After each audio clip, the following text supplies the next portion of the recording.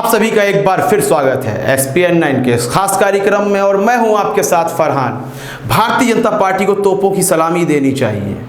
आप कहेंगे ऐसा क्यों?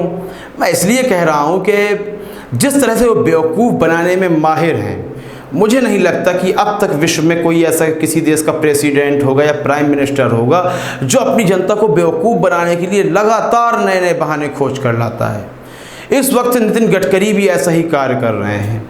कह रहे हैं कि धारावी में जो बड़ा स्लम है वहाँ के लोग भी परेशान हैं, चमड़ा उद्योग से भारी मात्रा में जुड़े हुए हैं। तो उन्होंने कहा है कि दिल्ली और मुंबई का जो मार्ग है वहाँ हमारे पास बहुत सारी ज़मीन है, वहाँ कुछ आवास बनाएंगे हम इनके लिए जो मज़दूर हैं, जिससे वह सम्मान का जीवन जी सकें।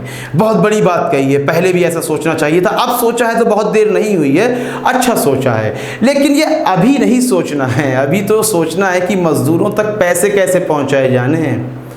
अभी आपने सारे लोन देने की व्यवस्था कर ली जो हमेशा आप कंपनियों को देते रहे हैं, कुटीर मध्यम उद्योग के लोगों को देते रहे हैं, लेकिन आपको जो नगद राशि देनी है, जो पैसा पहुंचाना है जनता तक, आप वह पहुंचाइए। आप इस तरह के बड़े बड़े वादे करके जनता को कब तक चुप करा सकते हैं? चलिए, अगर भोजन मिल रहा होता, सैलरी कम होती, उतने पैसे नहीं मिल पा रहे हैं, तब भी जनता ने आपको 6 साल से ऊपर हो गया बर्दाश्त किया है, लेकिन लगातार बर्दाश्त नहीं कर सकती। अब सवाल भूख का है, अब सवाल उनके बच्चों का है, कांधों पे लेकर चल रहे हैं, चलते चलते मर जा रहे हैं, बच्चे मर गए। ऐसी ऐसी दुखद घटनाएं आई हैं कि सुप्रीम कोर्ट भी कहता है कि आंसू आने लायक बात है, आंसू किसी के भी आ जाएंगे, बिल्कुल आ जाएंगे, लेकिन उन आंसुओं का निवारण आखिर कौन करेगा? अब सरकार तो करेगी, उन्होंने वोट दिया है आपको, तब भी आप असमर्थ हैं। लेकिन वही मैंने कहा, जो तोपों की सलामी देनी चाहिए कि आप योजनाएं सुना रहे हैं, जनता तक कुछ नहीं पहुंच रहा है पैकेज के जरिए। अब आप कह रहे हैं कि हम धारावी जो स्लम हैं, वो जो चमड़ा उद्योग से लोग जुड़े हैं, तो कम से कम 1.5 लाख लोगों के लिए सम्मानजनक स्थिति पैदा करेंगे, उनको आवास दिया जाएगा, वह वहाँ रह सकेंगे। अरे रह सकेंगे, लेकिन आवास अभी नहीं बन जाएंगे, ये स्कीम तो 5-7 साल निकल जाएगी।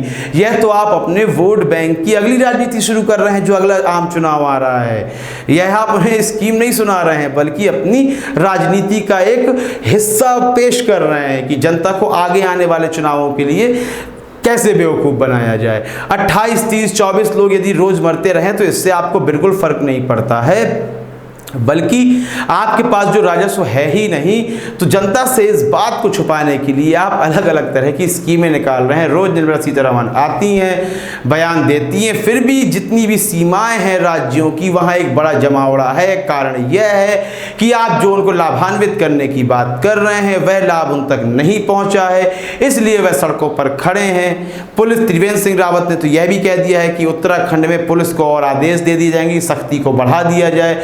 तो भूखे लोगों की ऊपर आप सख्ती को बिल्कुल बढ़ा सकते हैं, आपकी सरकार है, लेकिन आपको जवाब मिलेगा इलेक्शन के दौरान, जब वह मतदाता जिसने आपको विकास के नाम पर वोट दिया था, रोजगार के नाम पर वोट दिया था, वह अच्छा जीवन जी सके सम्मान के साथ, उसको सड़कों पर ऐसे चलते हुए अपने घर न जाना पड़े जिसने इस नाम पर वोट दिया था। मुझे पूरी उम्मीद है कि इस बार वह आपको नाउम्मीद कर देगा।